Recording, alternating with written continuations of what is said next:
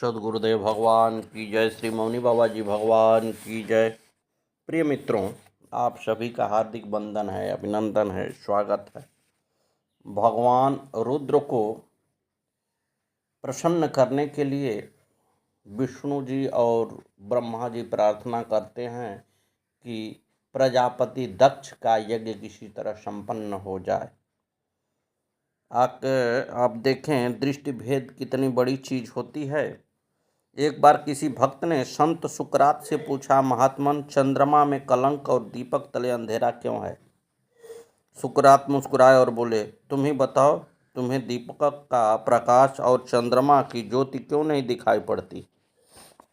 भक्त को सोच में पड़ गया। सुकरात ने तब गंभीरता से कहा, देखो, संसार की हर चीज में अच्छे और बुरे दोनों पहलू हुआ करते हैं। जिन्हें अच्छा पहलू देखने की आदत है वो अच्छाई देखते हैं, और जिन्हें केवल बुरा पहलू देखने की आदत है वो बुराई देखते हैं। यह सब दृष्टि भेद पर निर्भर करता है। रुद्र कोपाग्निनां देवं स देवेन्द्रां मुनीश्वराः ध्वस्तां भवन्तु देवीनां विष्णुनां च समंगलः। इन विष्णु के साथ समस्त गण देवता, देवराज इंद्र, सभी देवगण और अन्य मुनिगण, तुम भी शिव की क्रोधाग्नि से रुद्रगणों द्वारा ध्वस्त हो जाओगे। इस प्रकार शाप देकर मुनि ने क्षुव की ओर देखते हुए कहा, हे राजन, सर्वश्रेष्ठ ब्राह्मण केवल राजाओं के ही नहीं अपितु देवगणों के भी पूज्य हैं। ब्राह्मण सदा पूजनीय होता है, चाहे जैसा भी ब्राह्मण हो। पूज्येय विप्र सकल गुणहीना। ऋषि परंपरागत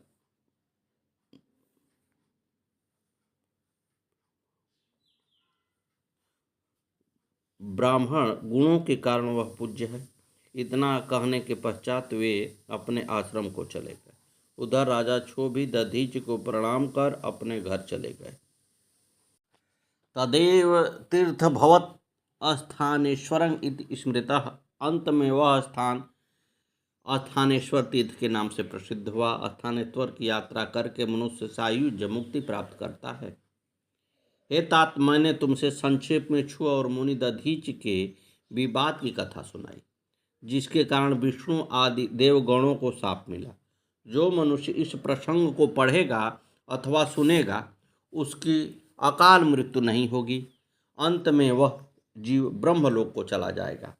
नारद जी बोले, वीरेण वीरभद्रेण दक्ष यज्ञं विनाश्य वह कैलासाद्रो गते तात किम भूत द्वदानुधा। हे पितामह, अब हमें आगे का चरित्र सुनावें। जब वीरभद्रक्ष का यज्ञ विध्वंस कर कैलाश पहुंचे तब क्या हुआ?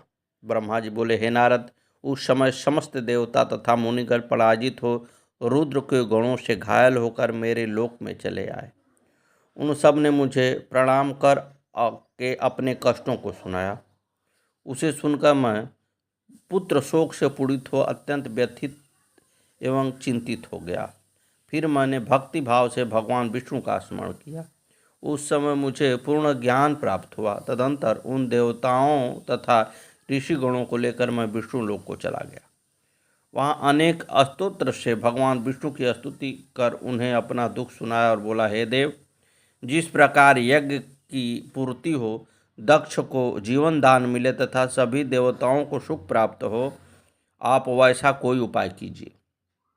ब्रह्मा जी की बात सुनकर रमापति विष्णु कुछ उदास हो गए। कुछ क्षणों के बाद शिव का स्मरण करते हुए बोले, हे ब्रह्मन, इन देवताओं ने शिव जी को यज्ञ भाग से वंचित कर दिया है, अतः ये सभी अपराधी हैं। हे देवताओं, तुम सब श्रद्धापूर्वक उन शिव जी के दोनों चरण कमलों को पकड़कर उन्हें प्रसन्न करो। इस दुष्ट दक्ष ने उन शिव का अपमान ही नहीं किया, अपितु उन्हें मार्मिक पीड़ा भी पहुंचाई है तथा उनके माया से अलग कर दिया है। ऐसे देवादिदेव शिव को तुम लोग शीघ्रता से जाकर प्रसन्न करो, अपने अपराधों को ज्ञापित करके क्षमा मांगो। हे ब्राह्मण, आप लोगों के साथ मैं भी अपना अपराध बताकर क्षमा मांगने कैलाश चलता हूँ। भगवान विष्णु की बात सुनकर हम समस्त देवताओं के सहित कैलाश पर चलने के लिए उद्यत हो गए। तत्पश्चात देवताओं, मुनियों तथा मुझ ब्रह्मा को सब लेकर भगवान विष्णु कैलाश पर पहुँचे। भगवान शिव उस समय कुशासन पर बैठकर सभी मुनियों के सामने तुम्हें ज्ञान का उपदेश कर रहे थे, क्योंकि तुमने ही ज्ञान का प्रश्न किया था। कृतवारो दक्षिणे शब्दं चरणं चैव जानुनिः बहु प्रकोष्ठ क्षमालं स्थित सत्कर्म मुद्रया। वे अपने दाहिने पैर के जंघे तथा जानु पर बाएं पैर रखे हुए थे। कलाई में रुद्राक्ष की माला धारण किए हुए तर्क मुद्रा में बैठे थे। इस रूप में भगवान शिव का दर्शन करके विष्णु आदि सभी देवगण नम्रतापूर्वक हाथ जोड़कर उन्हें प्रणाम करने लगे। मेरे साथ भगवान विष्णु को आया देख सत्पुरुषों के आश्रयदाता भगवान रुद्र उठकर खड़े हो गए और उन्होंने सिर झुकाकर उन्हें प्रणाम भी किया। जब विष्णु आदि देवताओं ने उन्हें प्रणाम किया तो संसार को सद्गति देने वाले भगवान शिव ने भी विष्णु एवं कश्यप आदि को प्रणाम किया। तब भगवान विष्णु बोले, देव देव महादेव लौकिकाचार कृत प्रभो। हे देवों के देव महादेव, यदि आप यहाँ पर लोकाचार का प्रदर्शन करते हैं, किंतु आप संसार मात्र को मोहने वाली अपनी उत्कृष्ट तथा दुर्यज्ञ माया से हमें क्यों मोहित कर रहे हैं। आप परम ब्रह्म हो एवं मन तथा वाणी के विषय से परे हो। आपकी अपनी इच्छा से इस विश्व को रचते हैं, रक्षा भी करते हैं और अंत में संहार भी करते हैं। हे प्रभु, आप पुण्य कर्म करने वाले को स्वर्ग देते हैं एवं पाप कर्म करने वाले को नरक भोगते। कभी कभी आप पापियों को भी कर्म के प्रतिकूल होने पर भी स्वर्गादि भेजकर उसका हित करते हैं। अतः आपकी माया कौन जान सकता है। ऐसे मायापति भगवान रुद्र को मेरा बार बार नमस्कार है। कृतं कथं यज्ञ भंग अस्तयां धर्मपरायणः ब्रह्मणस्त्वं महादेव कथं यज्ञ हनो विभो। हे महादेव, आप तो धर्मपरायण हैं, फिर आप इस यज्ञ के नाशक कैसे हो गए। आप तो ब्राह्मणों के हितकारी हैं। आप ब्राह्मण, गौ तथा धर्म की रक्षा करने वाले हैं। आपको मेरा प्रणाम है। सुगंध वाले पृथ्वी स्वरूप, रस वाले जल स्वरूप, स्पर्श वाले वायु स्वरूप, रूप वाले तेजो रूप तथा शब्द वाले आकाश रूप आप शंकर को बारंबार प्रणाम है। हे रुद्र, कालों के भी काल एवं क्रोध स्वरूप आपको नमस्कार है। महीयसे नमस्तुभ्यं हंत्रे देवारिणं सदा। भक्तों के ऊपर आनंद की वर्षा करने वाले, देवताओं के शत्रुओं को मारने वाले, दिव्य गुण से संपन्न आपको नमस्कार है। हे दयानिधो, आपके ही भय से पवन देव सदा बहते रहते हैं। आपकी भय से अग्नि जलती है, आपके भय से सूर्य तपता है। सब तो आप ही हैं। हम सब कर्तव्य शून्य हैं, अतः आप हम लोगों पर प्रसन्न होकर हमारी रक्षा करें। आपने सदैव ही हम लोगों की सभी आपत्तियों की रक्षा की है, अतः उसी प्रकार आज भी हमारी रक्षा करें। आप शीघ्र प्रसन्न होकर इस अपूर्ण यज्ञ को पूर्ण करें। भाग देवता को पूर्वत नेत्र प्राप्त हो जाए तथा यजमान जो दक्ष हैं वह भी जीवित हो जाएं। पूषा को दांतों की प्राप्ति हो तथा महात्मा भृगु की दाढ़ी पूर्वत हो जाए। जो युद्ध में घायल हो गए हैं उनका शरीर स्वस्थ हो जाए।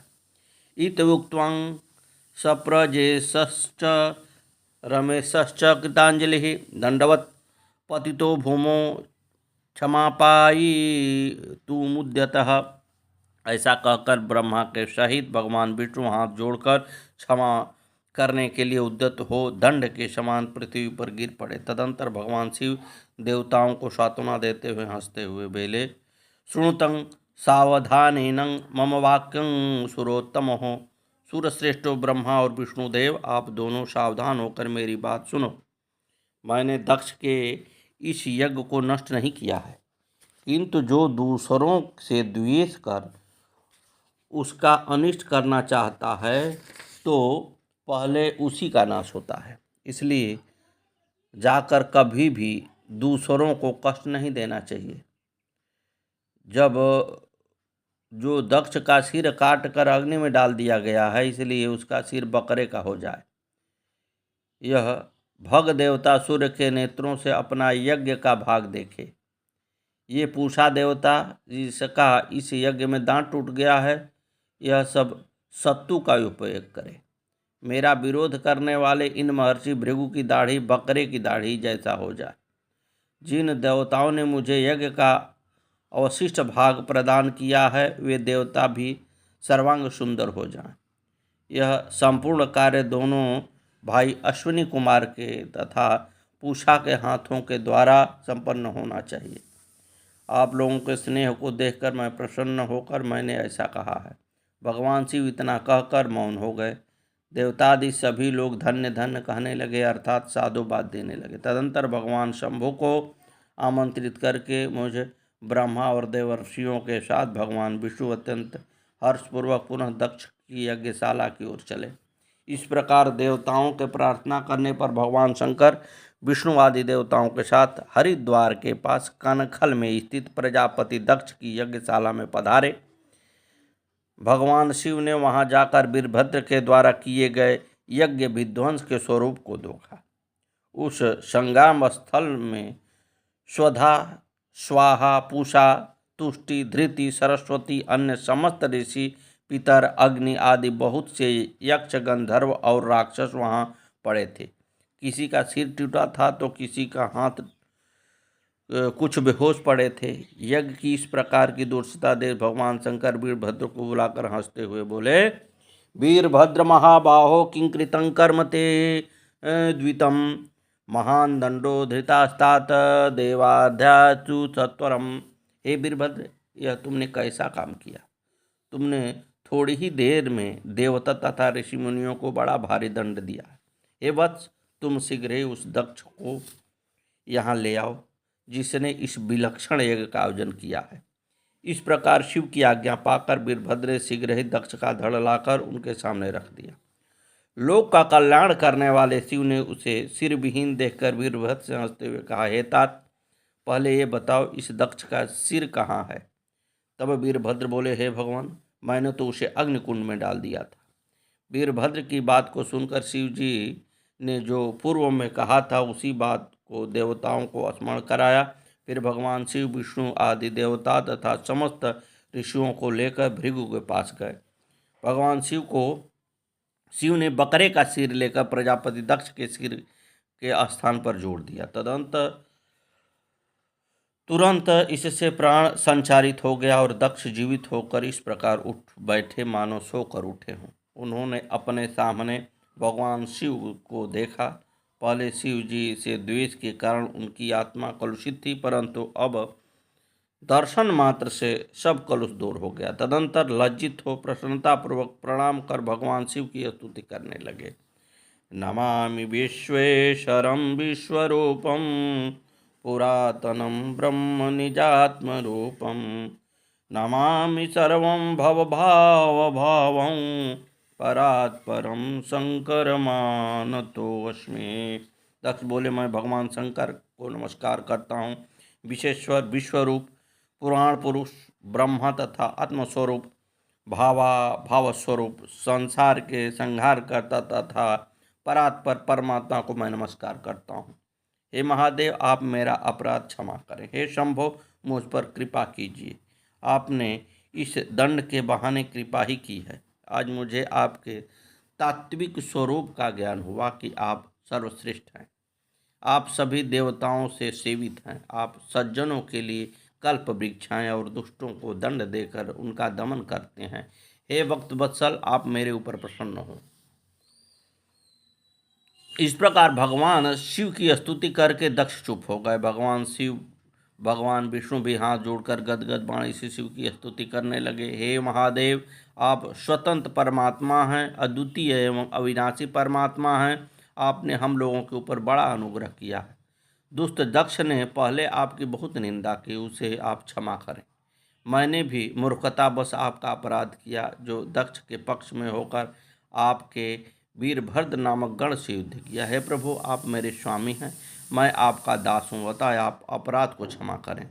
इसी प्रकार ब्रह्मा और इंद्रादि देवगण एवं सभी प्रजापतिगण इन्होंने भी भगवान की स्तुति की। तब भगवान शिव स्तुति से प्रसन्न हो गए और कृपापूर्ण दृष्टि से देखते हुए दक्ष से बोले, श्रृणु दक्ष प्रवक्ष्यामि प्रसन्नो अस्मि प्रजापते। हे प्रजापति दक्ष, मैं प्रसन्न होकर जो तुमसे कहता हूँ उसे सुनो। यद्यपि मैं स्वतंत्र तथा संपूर्ण ब्रह्मांड का अधिपति हूँ, फिर भी भक्तों के अधीन हूँ। 4 प्रकार के पुण्यात्मा पुरुष मेरा भजन करते हैं। आर्त, जिज्ञासु, अर्थार्थी तथा ज्ञानी, ये 4 प्रकार के मेरे भक्त हैं। इसमें प्रथम 3 भक्त तो सामान्य हैं, किंतु चौथा ज्ञानी सबसे श्रेष्ठ है। उन सब भक्तों में चौथा ज्ञानी ही मुझे अधिक प्रिय है और वह मेरा ही स्वरूप है। वेदांत एवं श्रुतियों के पारदर्शी विद्वानों के ज्ञान से ही मैं गम्य हूँ। मैं स्वयं आत्मज्ञ हूँ, फिर भी अल्प बुद्धि वाले लोग मुझे बिना ज्ञान के ही प्राप्त करने का यत्न करते हैं। हे दक्ष, तुम तो कर्म के द्वारा ही संसार सागर से पार जाना चाहते हो, इसलिए रुष्ट होकर मैंने तुम्हारे यज्ञ का विनाश किया। अतः अब तुम मुझे परमेश्वर समझकर बुद्धि से ज्ञान परायण होकर निष्कर्म भाव से सावधानी पूर्वक कर्म करो। मैं अपने सगुण रूप के विषय में भी इस गोपनीय रहस्य को धर्म की दृष्टि से तुम्हारे सामने प्रकट करता हूँ। जगत का परम कल्याण रूप मैं ही ब्रह्मा और विष्णु हूँ। मैं सबका आत्मा और साक्षी हूँ। मैं अपनी गुणमयी माया में प्रविष्ट होकर जगत की उत्पत्ति, स्थिति और संहार करता हूँ और उस क्रिया के अनुसार ही विभिन्न नामों को धारण करता हूँ। जो मनुष्य सभी देवताओं में मेरी ही सत्ता को व्याप्त हुआ देखकर उसकी पूजा करता है, उसे इस प्रकार का ज्ञान प्राप्त हो जाता है जिससे उसकी शाश्वत मुक्ति हो जाती है। सद्गुरुदेव भगवान की जय। जय जय श्री सीताराम। सतगुरुवे नमः। आगे की कथा काल। पार्वती पतये हर हर महादेव।